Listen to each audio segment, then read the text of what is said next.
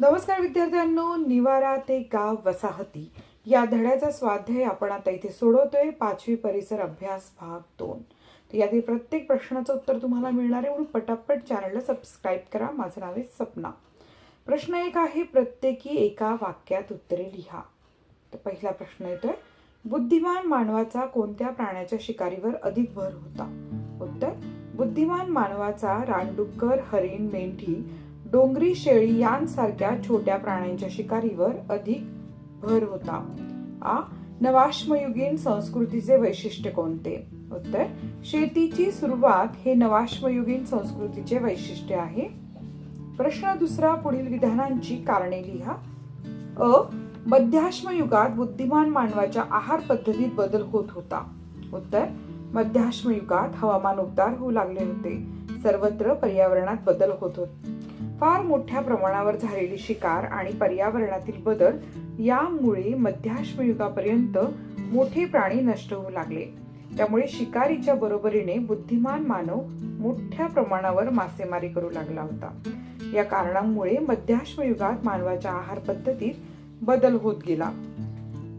मानव एके ठिकाणी दीर्घकाळ मुक्काम करू लागला. उत्तर, भटकंती करणाऱ्या बुद्धिमान मानवाचे समूह बदलत्या हवामानानुसार वेगवेगळ्या ठिकाणी वस्ती करून राहत असत. हवामान बदलानुसार धान्याची कापणी करणे, फळे, कंदमुळे गोळा करणे ही कामे ते करीत असत. 3, मासे कोणत्या हंगामात मोठ्या प्रमाणात मिळतात, अधिक शिकार कोणत्या ठिकाणी मिळेल यांचे ते निरीक्षण करत असत. या कारणामुळे मानव एके ठिकाणी दीर्घकाळ मुक्काम करू लागला. प्रश्न 3, मध्याश्मयुगातील हंगामी तळाच्या कल्पना चित्राचे निरीक्षण करून पुढील प्रश्नाची उत्तरे द्या. चित्रातील घरांची रचना कशी आहे? उत्तर, चित्रातील घरे गवताने शाकारलेली आहेत आणि ती उतरत्या छपरांची आहेत. चित्रातील घरांच्या बांधणीसाठी कोणते साहित्य वापरले आढळते? उत्तर, चित्रातील घराच्या बांधणीसाठी गवत, लाकूड हे साहित्य वापरले आढळते. हंगामी तळातील व्यक्ती कोणते व्यवसाय करीत असाव्यात? उत्तर, हंगामी तळातील व्यक्ती मासेमारी, शेती, शिकार, छोट्या होड्या तयार करणे, घर बांधणी इत्यादी व्यवसाय करीत असावे. उपक्रम, विविध ऋतूंमध्ये होणाऱ्या हवामान बदलाचा तुमच्या जगण्यावर काय परिणाम होतो ते लिहा. उत्तर, विविध ऋतूंमध्ये होणाऱ्या हवामान बदलाचा आपल्या दैनंदिन जीवनावर परिणाम होत असतो. उन्हाळा ऋतूमध्ये आपण सुती कपडे वापरतो, थंड पदार्थ खातो. उन्हापासून आपले संरक्षण व्हावे यासाठी आपण थंड जागी राहतो.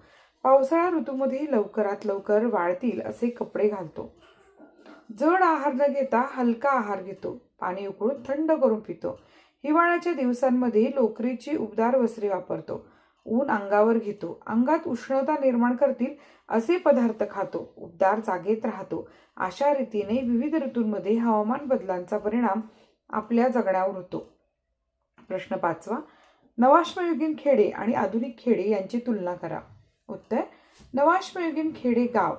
नवाश्मयुगात गाव वसाहती स्थापन करण्यास सुरुवात झाली होती. या काळामध्ये खेड्यातील मानव समूह प्रामुख्याने पशुपालन व शेती करू लागला होता आणि याच काळात शेतीची अवजारे प्राथमिक स्वरूपाची होती. शेतीची प्रारंभिक अवस्था असल्यामुळे पाणी, सिंचनाची व्यवस्था, धान्याचे प्रकार मर्यादित होते. आता आपण इथे बघूयात मुद्देसूद आपण इथे फरक केलाय.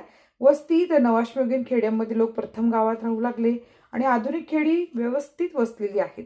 उपजीविका, तर शेती पशुपालनावर अवलंबून होते आणि आधुनिक खेडी शेतीबरोबर नोकरी व्यवसाय असतो. साधनांमध्ये दगडी व साधी अवजारे होती, तर आधुनिकमध्ये आधुनिक यंत्रे वापरतात.